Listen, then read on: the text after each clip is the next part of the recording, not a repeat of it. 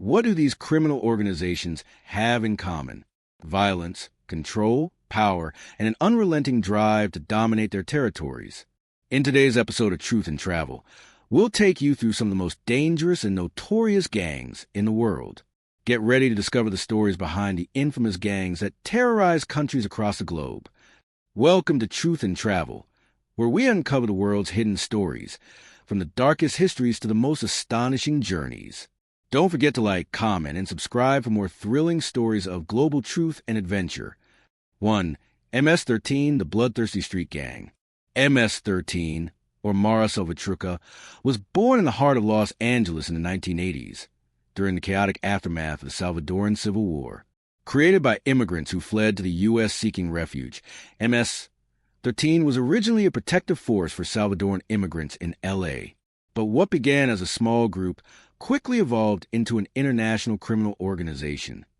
By the 1990s, MS-13 had spread across the U.S. and into Central America, with a particularly strong presence in El Salvador, Honduras, Guatemala, and Mexico. The gang structure and reputation allowed it to gain a foothold in countries experiencing high levels of violence and political instability, where the government had limited control. MS-13's criminal activities span across drug trafficking, human trafficking, extortion, and violent street crime. Their primary form of control is extreme violence, including the use of machetes for brutal killings, and they are responsible for countless murders, assaults, and other acts of terror. Their brutal reputation is a key reason they've attracted so many followers. Talk about the notorious killings, including decapitations and savage attacks on rivals. One of the most terrifying aspects of MS-13 is their ability to recruit young children into the gang. They prey on vulnerable communities, offering a sense of family and belonging. New recruits are often subjected to violent initiation rituals, and once in, leaving the gang is often impossible without facing retribution or death. MS-13 isn't limited to Central America or the U.S. They've established a global network, with operations in Canada, Mexico, Australia, and even parts of Europe. Their ability to infiltrate various regions and establish territories has made them one of the most widely feared gangs in the world. 2. The Sinaloa Cartel, Mexico's drug empire. The birth of the Sinaloa Cartel. The Sinaloa Cartel is one of the most powerful drug trafficking organizations in history. It was founded in the 1980s by Joaquin El Chapo Guzman, whose criminal empire rose from the smuggling of marijuana to a multi-billion-dollar operation that controls the flow of cocaine, heroin, methamphetamine, and fentanyl across the globe. El Chapo's cartel became synonymous with Mexico's drug trade and is responsible for an enormous portion of the drugs that reach the U.S. The Sinaloa Cartel operates in multiple countries, controlling vast portions of the drug trade. They've established secret smuggling routes, using tunnels, submarines, drones, and even airplanes to move massive amounts of drugs into the U.S. and beyond. Their operations are so vast that they've been linked to other international criminal organizations, creating a complex web of illicit trade. The cartel is known for its extreme violence. From gunfights and assassinations to bombings and mass executions, the Sinaloa Cartel uses terror as a way to maintain dominance over territories and rivals. El Chapo himself was a master at controlling not just drug trade routes, but military-grade tactics to secure his reign. Mexico, especially regions like Sinaloa, has been deeply affected by the cartel's control. The cartel's war with rival gangs has led to thousands of deaths, while control of local economies, businesses, and even politics means that the violence has seeped into everyday life. Meanwhile, in the U.S., the cartel's influence over the drug trade has led to rising drug addiction and overdose rates. Cocaine is perhaps the most lucrative drug for the Sinaloa Cartel. The cartel dominates the South American cocaine trade, sourcing the drug primarily from Colombia and Peru, and then processing and smuggling it into the U.S. through Mexico. The Sinaloa Cartel has long controlled the majority of cocaine shipments into the U.S., and they have perfected their sophisticated network to ensure maximum efficiency and minimal risk. Along with cocaine, heroin production has also become a major moneymaker for the Sinaloa Cartel. Sinaloa operates a number of poppy fields in Mexico's rural areas, where they produce and refine heroin that is smuggled into the U.S. The cartel has been implicated in the opioid crisis, with large shipments of heroin and fentanyl flooding the streets of North America. While the focus has largely been on cocaine and heroin, marijuana was the cartel's original commodity, and it remains one of their most trafficked drugs. As the demand for marijuana decreased in the U.S. due to legalization in several states, the Sinaloa cartel adapted by focusing on other lucrative drugs like methamphetamine and fentanyl. However, marijuana remains a substantial part of their trade, especially as it continues to be smuggled into the U.S. illegally from Mexico. The cartel's violent methods and power. The Sinaloa cartel is infamous for its brutality. The group has been linked to numerous murders, executions, and mass graves across Mexico. One of their most notorious tactics is the use of decapitation and public displays of violence to send a message to both rival gangs and civilians. The cartel often utilizes contract killers, known as sicarios, to do its dirty work, creating an atmosphere of terror wherever they operate. The Sinaloa cartel's rise to power was not without resistance. They were locked in a bitter battle for dominance with other major cartels, such as the Zetas, the Jalisco New Generation Cartel, CJNG, and the Gulf Cartel. This violence has led to widespread destruction across Mexico, with cities like Tijuana, Juarez, and Culiacan becoming war zones. The cartel's ability to sustain itself through these wars speaks to its resilience and strength. Perhaps one of the most notable moments in Sinaloa's violent history was in 2019, when authorities attempted to arrest Ovidio Guzman, the son of El Chapo, in the city of Culiacan. This led to a violent confrontation between cartel members and Mexican forces, culminating in a botched operation where the government was forced to release Ovidio Guzman to avoid further bloodshed. This event demonstrated the sheer power and reach of the Sinaloa cartel, capable of bringing entire cities to a standstill. One of the most famous incidents of this corruption occurred in 2015, when El Chapo was able to escape from the Altiplano prison in Mexico. Despite being one of the most heavily guarded prisons in the world, El Chapo was able to orchestrate his escape through a tunnel system that was reportedly built with the help of inside sources. El Chapo's arrest and trial. The capture of Joaquin El Chapo Guzman in 2016 was considered a major victory for the Mexican government and law enforcement. His extradition to the U.S. in 2017 to stand trial was widely seen as the end of the cartel's golden era.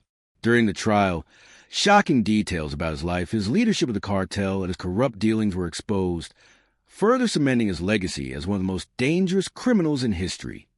3. The Yakuza, Japan's ancient mafia. The Yakuza are one of the most enigmatic and influential criminal organizations in the world, with a history that spans over 400 years. Known as Japan's mafia, the Yakuza have played a pivotal role in the underworld of not only Japan, but also international organized crime. Although Japan has a reputation for being a highly controlled society, the Yakuza has thrived through a complex mixture of tradition, secrecy, and loyalty. The Yakuza's origins can be traced back to Japan's Edo period, 1603 to 1868, a time when the country was under strict feudal control. The two primary groups that gave birth to the Yakuza were the Bakudo and the Takiya. The Bakudo were gamblers who operated illegal betting games, such as dice games, card games, and lotteries.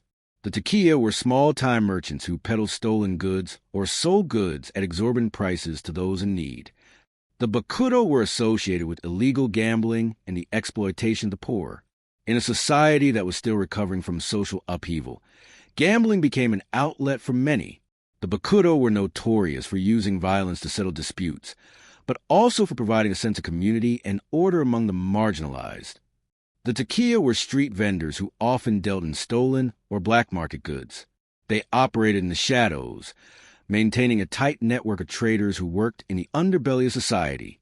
Despite their criminal undertakings, the Takiya were also known for their loyalty and honor, which would later become key tenets of the Yakuza Code. The rise of the Yakuza as an organized force. By the 19th century, the convergence of these two groups into a more formalized organization gave rise to the Yakuza. The term itself, deriving from a losing hand in a traditional card game, reflects the rebellious nature of the organization. With Edo Japan under control by the Tokugawa shogunate, the Yakuza became a unique, structured organization that had vigilante elements, enforcing laws and maintaining order among their communities. One of the most defining aspects of the Yakuza is the Oyabun Koban system. The Oyabun, or boss, holds a position of authority within the clan, and the Koban, or subordinates, are expected to serve their Oyabun with loyalty and respect. This hierarchical structure is a bedrock of the Yakuza's operations, and social fabric. The relationship between the Oyabun and Koban is akin to that of a father and son, where loyalty to the Oyabun is considered sacred. If a Koban is found to have betrayed their boss or failed to uphold their duties, they could face severe consequences. This loyalty extends beyond simple obedience and enters the realm of family. One of the most infamous rituals of the Yakuza is yubitsum, or the ritual of finger cutting. If a Yakuza member has failed to meet expectations or disrespected the group, they are often required to cut off a portion of their little finger. This is seen as a form of atonement for their wrongdoing. The loss of a finger is symbolic of remorse and the cost of loyalty, reinforcing the importance of personal sacrifice within the organization. The traditional Yakuza tattoo, known as irizumi, is another key symbol of the group. These tattoos are intricate, full-body designs that cover large portions of the arms, back, and legs. They're often made with bold, colorful imagery such as dragons, koi fish, tigers, and samurai warriors, and are viewed as badges of honor. The tattoos symbolize the wearer's commitment to the Yakuza's values, and often the larger the tattoo, the higher the rank of the individual within the syndicate. Historically, the Yakuza have been involved in a wide range of illicit activities. The traditional Yakuza syndicates have been known for their involvement in extortion, protection rackets, gambling, loan sharking, drugs, and illegal entertainment. Each clan or group within the Yakuza has its specialties, and they control a wide range of criminal enterprises across Japan. One of the Yakuza's main sources of income has always been gambling. From underground pachinko parlors to illegal betting operations, gambling has been a major revenue stream. They also run extortion rings, often targeting small businesses and forcing them to pay for protection from Yakuza's violent rivals. The Yakuza is also heavily involved in the construction industry, where they exert control over construction projects and land deals. They often charge businesses or individuals for protection or favors in exchange for building materials, property access, or even zoning approval. Although Japan has strict anti-drug laws, the Yakuza plays a role in drug trafficking, particularly in the methamphetamine trade, which has been a growing issue in Japan. They're also known for running brothels and engaging in human trafficking operations, targeting both Japanese citizens and foreign nationals. In recent decades, the Yakuza have adapted their operations to meet the demands of a globalized world. Today, the Yakuza are involved in cybercrime, identity theft, money laundering, and illicit financial operations that extend far beyond Japan. They have formed partnerships with international criminal organizations, including those involved in drug trafficking, arms deals, and illegal gambling syndicates. Despite their criminal activities, the Yakuza have had a surprising degree of acceptance in Japanese society. For many, they represent a symbol of justice and order, providing protection and enforcing laws where the government and police have failed. The Yakuza's sense of honor and duty has often been romanticized in Japanese media, leading to their portrayal as noble criminals or patriotic outlaws. The Yakuza's involvement in politics and business cannot be underestimated.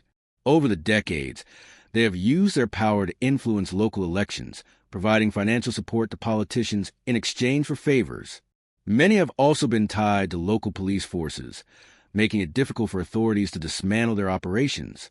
The Yakuza's ability to corrupt politicians, police officers, and business leaders has contributed to their longevity.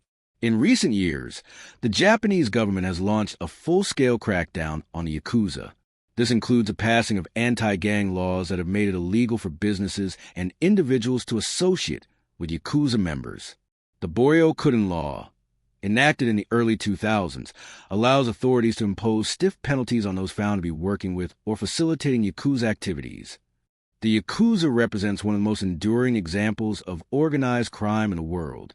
With roots that go back centuries, they have weathered political and societal changes, adapting to new environments and challenges. Today, while they face increasing pressure from law enforcement, the Yakuza remains a powerful and enigmatic force in both Japanese society and the global underworld. Their blend of tradition, honor, and violence continues to captivate both scholars and the general public alike, making the Yakuza one of the most complex and fascinating criminal organizations in history. For the Russian Mafia, the oligarchs of crime. The Russian Mafia is one of the most notorious and influential criminal organizations in the world, known for its brutal tactics, extensive network, and deep-rooted connections to both politics and business. Emerging from the tumultuous period following the collapse of the Soviet Union, the Russian Mafia has evolved into a global criminal empire with far-reaching influence, stretching from Moscow to New York and beyond. Often referred to as the oligarchs of crime, they control vast swathes of illicit activities, from drug trafficking to money laundering, and continue to shape the criminal landscape today. The roots of the Russian Mafia can be traced back to the days of the Soviet Union, but its true emergence as an organized crime syndicate came during the 1990s, when the Soviet regime collapsed. The rapid shift from a state-controlled economy to a market-driven one created a vacuum of lawlessness, and many former Soviet officials, military officers, and criminals took advantage of the political chaos to establish criminal empires. These groups began to dominate business and trade, operating illegally and exploiting the country's transition into a capitalist society. Before the Soviet Union, Russia had a long history of organized crime. The thieves-in-law, or Vori v. Zakwan, were a group of hardened criminals who adhered to a strict code of honor. These were the ancestors of what would become the modern Russian Mafia. The Vori's influence persisted under Soviet rule, but after the collapse of the Soviet Union, their power and wealth skyrocketed as the Russian state weakened. The Russian Mafia operates under a strict hierarchy similar to the Italian Mafia, but with its own unique cultural influence. At the top of this criminal organization are the oligarchs, wealthy business magnates who have amassed fortunes through illegal activities, often through privatization schemes, fraud, and bribery. Beneath them are the Pakhan, bosses, and Soviets councils, who manage different aspects of criminal operations. The Vori v. Zakwan are the highest-ranking criminals in the Russian Mafia. These individuals are typically seasoned, veteran criminals who have spent years in prison. The Vori are seen as the untouchables, who live by a strict criminal code and hold immense respect within the Russian underworld. To become a Vori, one must be initiated through a highly formal and brutal process, which involves criminal acts and the establishment of one's loyalty to the Mafia. The Pakhan is the equivalent of the Don in the Italian Mafia. These are the men who run the operations, making critical decisions about how the Mafia will expand, which businesses to infiltrate, and how to handle law enforcement. The Pakhan's authority is absolute, and their influence extends beyond the Mafia world to businesses, politics, and even global financial networks. Beneath the Pakhan are the soldiers or soldati, the backbone of the Russian Mafia. These individuals often handle day-to-day operations, including enforcement violence, protection rackets, and drug dealing.